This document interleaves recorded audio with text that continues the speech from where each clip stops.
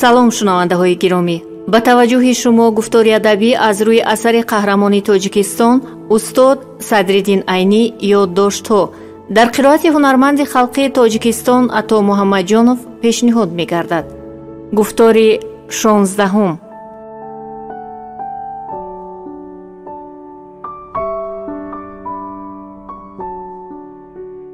ӯ як байт хонд ва ман ба ӯ ҷавоб додам ва ӯ ҷавоб дод ва боз ман ҷавоб додам ва ҳамин тариқа мо ноист тахминан 15 дақиқа байтбарак кардем.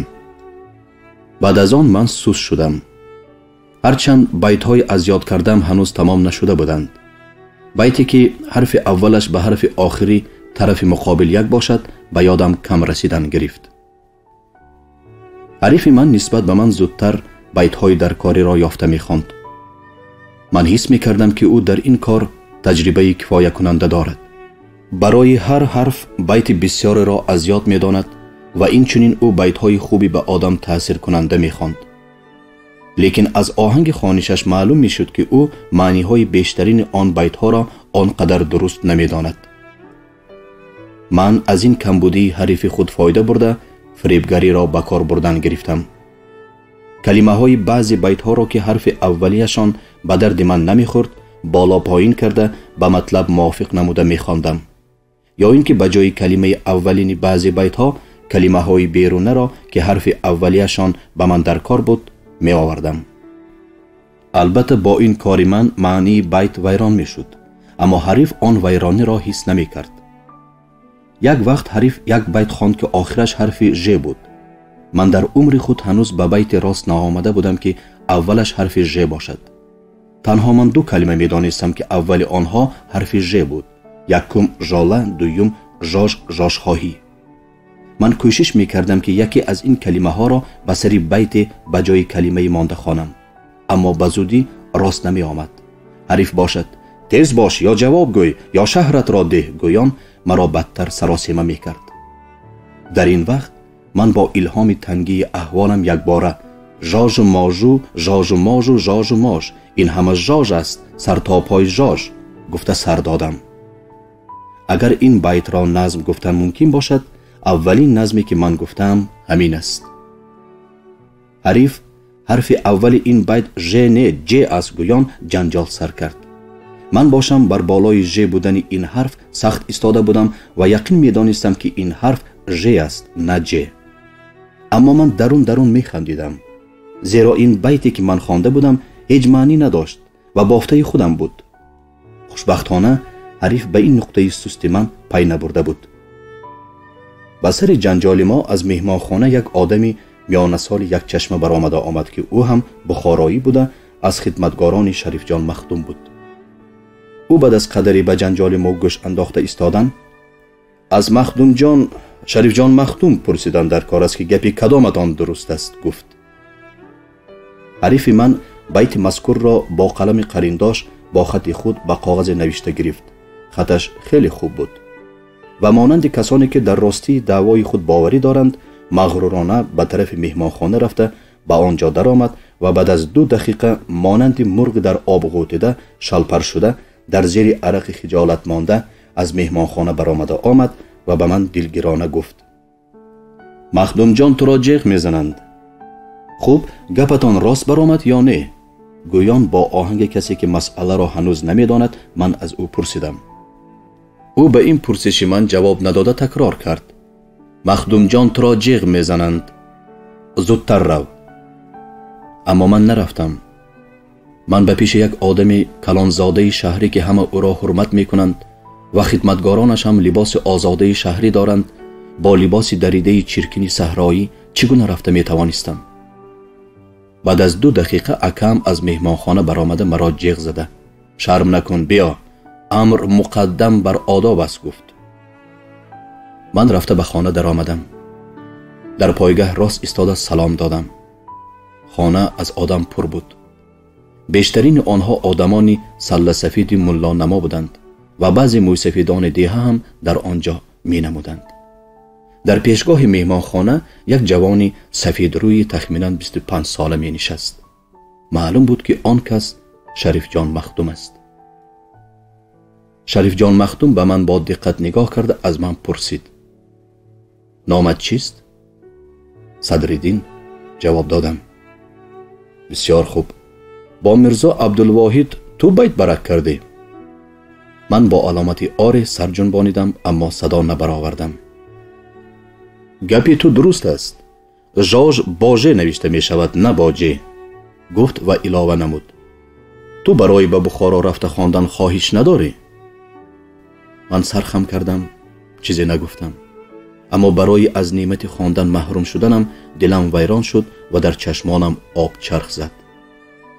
اکم به گپ درآمد: پدر و مادرمان وفات کردند. دادرهای خرد داریم. تنها همین به آن بچگان سراوانی می کند. برای خواندن این همین احوال مانع شده ایستاده است، گفت. هرچی باشد هم، گفت شریف جان مخدوم، این را خواندن در کار است. بچه قابلیتناک می نماید.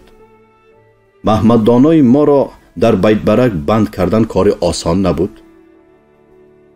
داملای کنجکی اکم صاحب خانه ملا عبدالسلام به گپ همراه شده: من هم کوشش می کنم که این به خواندن رود، گفت و به من نگاه کرده علاوه نمود: رو، سماوارت را تیز تیز جوشاندن گیر. من از مهمان خانه برآمدم در حالتی که از این مصاحبه از حد زیاد خرسند بودم. خرسندی من نه از آن جهت بود که شریف جان مخدوم باژه نوشته شدن ژاژ را تصدیق کرد، زیرا اگر او تصدیق نکند هم من به خوبی می دانستم که این کلمه باژه نوشته می شود. خرسندی من اولا از آن جهت بود که سری ساختکاری من به پیش او گشاده نشد، یا اینکه اگر او فهمیده باشد هم اظهار کرده مرا به پیش مردم شرمنده نکرد. دویم و از حد زیاد خرسند شدن من از آن جهت بود که من در نتیجه این مصاحبه همه مانعه ها را پشت پا زده دیگر باره جزم کردم که به هر دشواری که باشد بخارا رفته خوانم. بعد از 2 روز مهمانان رفتند و من هم در پیش اکم و داملای او مسئله بخارا رفته خواندنم را به طرز قطعی ماندم.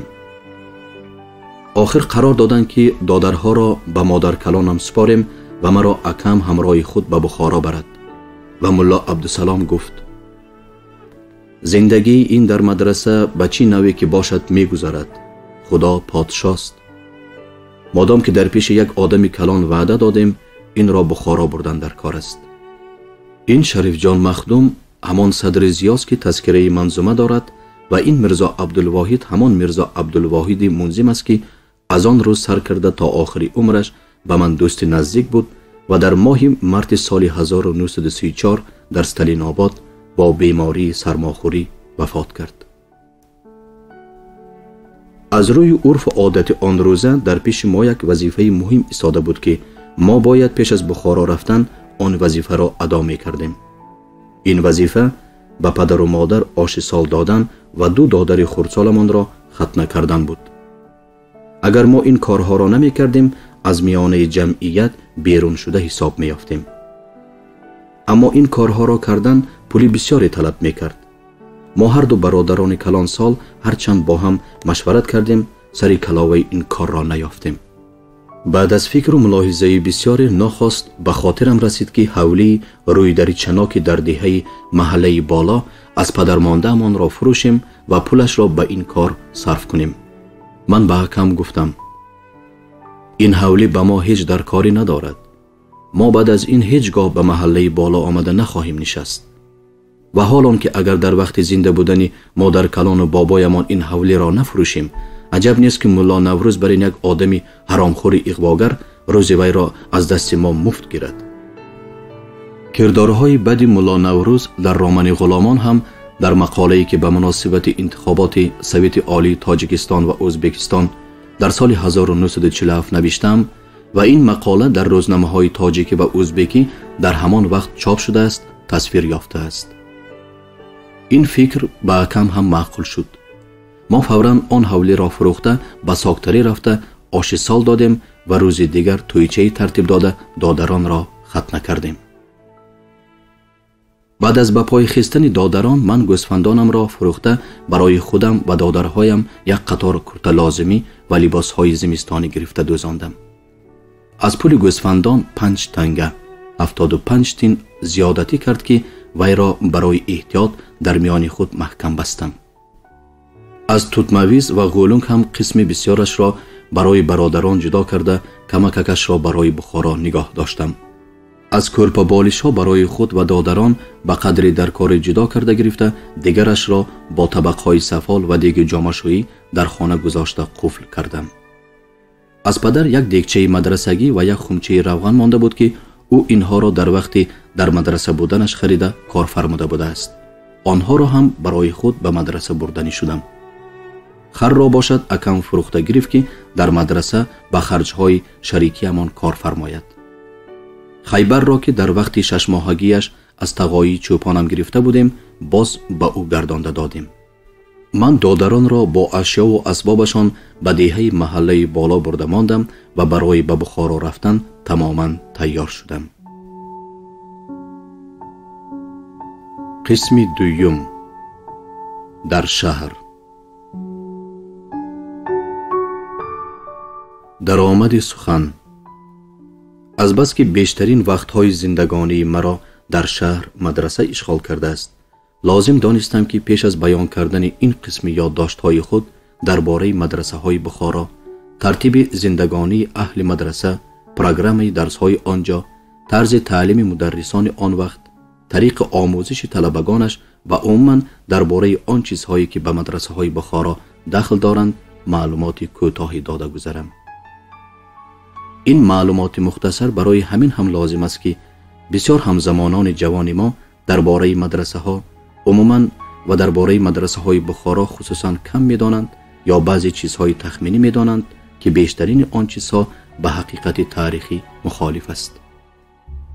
چنانچه بعضی کسان از من می پرسند که شما کدام مدرسه بخارا را تمام کرده برآمدید؟ بعضی ها می پرسند که شما در مدرسه به کدام علم تخصص پیدا کردید؟ این گونه پرسش ها همین را نشان می دهد که پرسنده اول مدرسه های بخارا را مانند انیورسیتت های زمان ما گمان کرده است و پین داشته است که هر طلبه به یک مدرسه در آمده باید در خوابگاه عمومی وی زندگی نموده، در درسخانه وی در پیش مدرسان مخصوصش تا تمام کردن همه سالهای تحصیل درس خوانده باشد. پرسنده دوم گمان کرده است که باید مدرسه های بخارا مانند انیورسیتت های زمان ما به فاکولتت ها تقسیم شده، هر طلبه به میل و خواهش خود یکی از آن فاکولتت ها را تمام کرده به فن متخصص می شده باشد. اما این گونه سوال ها به کسانی که در مدرسه های بخارا خواندند یا اینکه از احوال آنها درست و پر خبردار شدند خنده آور می نمایند. در هر حال این درآمد سخن خواننده را از بسیار شبهه ها می برآورد و در وقت مطالعه یادداشت ها او را به اشتباه های نو به نو نمی اندازد. بناهای مدرسه های بخارا. بناهای مدرسه های بخارا مانند مدرسه های دیگر قسم آسیای میانه بیشترین 2 آشیانه و بعضا 1 آشیانه بوده. ما تا امروز نمونه های آنها را هم در بخارا، هم در سمرقند، هم در تاشکند و دیگر شهرها می بینیم. مدرسه ها در بیرون و درون صحنی وسیع سنگین، دیوارهای با خشت پخته ساخته شده مستحکم، طاقها، رواقها و گلدسته های پرحشمت داشته، بیشترین پیشتاقها، گنبزها و دیوارهاشان کاشینکاری بودند. اما جای باششگاه اساسی که حجره های آنها بودند در غایت تنگی و تاریکی بوده، بیشترین برای خواب و خیز 2 کس به زور کفایه می کردند. بیشترین این حجره ها یک دره و پیشرواق بوده، هم آدم، هم هوا و هم ضیا از همان یک در می در آمد. به اعتبار اکثریت جای آشپزی، هیزم و انگشتگذاری و دستروشویی هم در پایگاه همین حجره های تنگ جای گرانده شده بودند. ساخت مدرسه های کهنه با حشمت و شکوه بیرونی و تنگی و نابابی درونیش به ساخت زندگانی فیادالی مانندی داشت که وی هم ظاهراً پرتندنه و باطناً تماماً خراب بود. در این بناها ریا، نفاق و ظاهر پرستی فیادالیسم گویا تماماً عکس کرده بودند. مدرسه ها را از گذشتگان بعضی حکمداران و بایان که یا علم دوست بودند و یا شهرت پرست ساخته در راه خدا وقف کردند. این چنین به اینها زمین های کارم، سرای ها، دکان ها، حمام ها و عموما یک چیزی درآمدناک نجنبنده غیر منقول را به مدرسه شان وقف کرده درآمد آن چیز را اول به تعمیر شکست و ریخت بنا و بقیه‌اش را به طلبه ها، به امام و مدرس و به دیگر کسانی که در خدمت آن مدرسه دخل دارند با سهم‌های معین تخصیص کردند. در زمان پیش بعضی مدرسه ها کتابخانه های مخصوص هم داشته است که بانی ها کتاب های درکاری را خریده در آنجا گذاشته به کتابخانه دار هم از وقف مدرسه سهمی تعیین کردند. در وقف نامه مدرسه و جاهای درآمد دهنده وی با زبان عربی و با حجت های دینی عبارت های زیرین نوشته شدگی بودند: فروخته نمی شود، خریده نمی شود، با کسی بخشیده نمی شود، با کسی وصیت کردن نمی شود و به میراث گذاشته نمی شود و کسی که این گفته ها را تغییر دهد لعنت خدا، لعنت پیغمبر خدا و لعنت تمام ملائکه ها بر وی باد. اما با همه این تاکیدها و ترساندنی های دینی در بخارای امیری که از جهت شهرت دینداریش صفت شریفی را به خود بسته بود، حجره های مدرسه ملک خصوصی شده در خرید و فروخت در آمده بودند.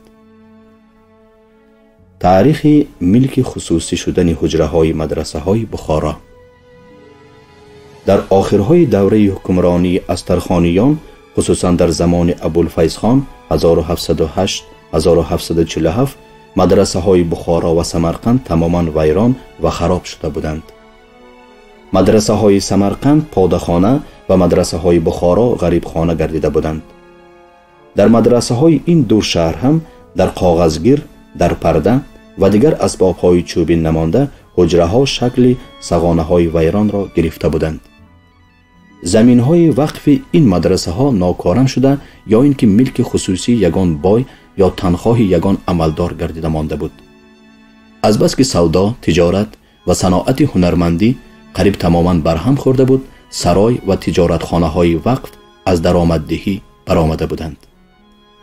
این خرابی در اولهای دوره منقیطیان نیز دوام نمود.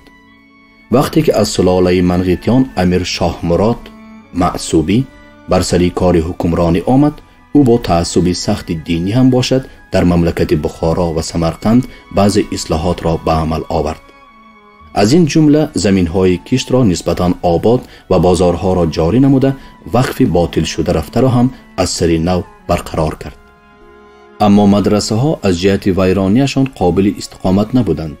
نه خزینه حکومت مبلغ برزیادی داشت که آن بناهای ویران را تعمیر نماید و نه درآمد وقف نو جاری کرده شده به درست کردن شکست و ریخت آنها می رسید. بنابراین امیر شاه مراد درباره تعمیر حجره های مدرسه به مضمون زیرین یک فرمان اعلان کرد: هر طلبه‌ای که یکی از حجره های مدرسه را با خرج و مهنت خود آباد کرده در وی نشیند، آن حجره از آن وی باشد و هر وقت که او خواهد با گرفتن مبلغی در تعمیر صرف کردهش می تواند آن حجره را به طلبه دیگر گذراند. این تدبیر نتیجه خوب داده در مدت 2-3 سال مدرسه های بخارا و سمرقند آباد شدند و چندین سال از طلبه به طلبه دیگر گذشتن حجره ها با گرفتن بدل اصلی تعمیر به عمل می آمد. اما وقتی که زمین های وقف آبادتر شده حاصل زیاد شد و تجارت رواج گرفته تجارتخانه های وقف سر درآمد گردیدند، سرمایه استثماری در مدرسه راه یافت و خرید و فروش حجره ها نه به بدل مبلغی در تعمیر صرف شده بلکه به اندازه درآمدی از وقف داشتهش بالا رفتن گرفت. در این وقت برای به حجره مدرسه صاحب شدن شرط طلبه بودن برهم خورده هر پولدار می توانست که از 1 تا 10 و زیادتر از آن حجره های مدرسه های سر درآمد بخارا را به دست درآورد. اما در خرید و فروش حجره ها همان ترتیب اولی به صفت حیله شرعی برقرار ماند. کار به درجه رسید که یک تغاره پرهیزی، ظرف آبریزی و یک در پرده کاغذی را یک پولدار به 20,000 و 30,000 تنگه می خرید. حتی حجره های مدرسه جعفر خواجه که چوبین بوده رفته رفته خراب شده قابلیت باششگاهی خود را تماما برهم داده بود، نه در پرده داشت و نه تغاره آبریزی، بنابر سیر وقت بودنش تا 50,000 تنگه سودا می شد. در وی هر پولدار به تغاره و در پرده نبودهش مبلغ مذکور را می داد و قاضی کلان هم در وثیقه همین گونه سودا مهر پخش کرده مهرانه می گرفت. اما حجره های پیش مسجد ها را که وقف نداشتند و حجره های سری مزارها را که وقف هاشان پادشاهی شده بودند، هرچند عمارت خوب و تریزه های شیشگین داشته باشند هم کسی نمی خرید. بعد از اشغال شدن سمرقند از طرف عسکران پادشاهی روسیه این حال در آنجا برهم داده شده باشد هم این احوال خنده‌آوری فاجعه آمیز در مدرسه های بخارای امیری که در همه بی‌مزگی های خود مستقل بود تا انقلاب بخارا جاری ماند. در بخارای امیری که دهها مدرسه های کلان و صدها مدرسه های خرد داشت، سبب در بدر و بی سرپناه گشتن طلبه های قشاق اکنون باید به خواننده معلوم شده باشد. راه حجره یابی طلبه در مدرسه های بخارا. طلبه در مدرسه های بخارا اگر پول داشته باشد حجره را خریده جایگیر می شد. اگر به خریدن حجره پولش نرسد حجره را استقامت گرو می گرفت. معنی استقامت گرو این است که طلبه و صاحب حجره مثلا 1000 یا 3000 تنگه نسبت به خوبی حجره و در مرکز شهر بودن مدرسه زیادتر و یا کمتر شدن این مبلغ ممکن است داده در حجره وی جایگیر می شد. صاحب حجره از آن مبلغ به طریقه تجارت یا اینکه سودخوری فایده می برد. اگر طلبه به گرو گرفتن هم قادر نباشد به طرز ضیافت یا با یگان راه دیگر به صاحب حجره منفعت مادی رسانده در حجره وی استقامت می کرد. بعضا می شد که ملاهای حجردار بیسواد به شرط به خودشان درس خواندن به طلبه حجره می دادند و با واسطه این گونه شاگردانی خریده نام ملایی برآورده به منصب علمی می رسیدند. هیچ نباشد از تهمت بیسوادی خلاص می شدند. بعضی طلبه ها به سبب در زیر حمایت یگان آدم کلان یا شاگرد یگان ملای با نفوذ بودند به واسطه آنها حجره را به دست درآورده چند گاهی از دربدری خلاص می شدند. خلاصه هرچند صاحبان حجره هاشان را به طلبگان روی راست اجاره نمانند هم با ترتیب حیله شرعی معنن همیشه اجاره برقرار بود. از بس که برای صاحب حجره شدن و در مدرسه استقامت کردن طلبه بودن شرط نبود. بسیار آدمانی که با درسخانه هیچ علاقه نداشته به کسب‌های دیگر مشغولی می‌کردند یا اینکه هیچ کسبی نمی‌کردند تا آخری عمرشان در مدرسه زندگانی می‌نمودند و مدرسه را برای خود یک باششگاهی آزاد می‌دانستند. چون که مدرسه بنابر حرمت ملایان در پیش حکومت امیر از هر گونه تجاوز عملداران حکومت محفوظ بود. مدرس یک مدرسه با باشندگان آن مدرسه بغیر از شریک وقت بودن علاقه دیگری نداشت و مجبور کرده نمی توانست که طلبه آن مدرسه به پیش خودش درس خواند. بنابراین طلبه یک مدرسه با دلخواه خود به پیش مدرس یگان مدرسه دیگر یا به پیش یگان ملای دیگر می توانست که آزادانه رفته درس خواند و اگر آن ملا به دلش ننشیند می توانست که او را پرتافته به پیش ملای دیگری رود. پروگرام درس های مدرسه های بخارا و مدرسان. در مدرسه های بخارا اساساً علم های زیرین می گذشت: صرف و نحو زبان عربی، منطق، عقاید اسلامی، حکمت طبیعی و الهی، فقه اسلامی، طهارت، نماز، روزه، جنازه، مسئله های حج، زکات، خرید و فروش، غلامداری، غلام آزاد کنی، زنگیری و زن سردهی و مانند اینها که در عملیات دینی یا اینکه در معاملات جمعیت عاید است. حساب را هر کس خواهد به پیش یگان کس رفته می‌خواند. ادبیات را هر کس خواهد به سر خود مشغولی می‌کرد و درس زبان مادری مطلقا نبود. زبان مادری را هر کس به قدر قوه و قابلیت خود از زندگی و از مطالعه کتاب‌ها می‌آموخت. پروگرام آموزش درس‌های مذکور و کتاب‌های درسی به طرز زیرین بود.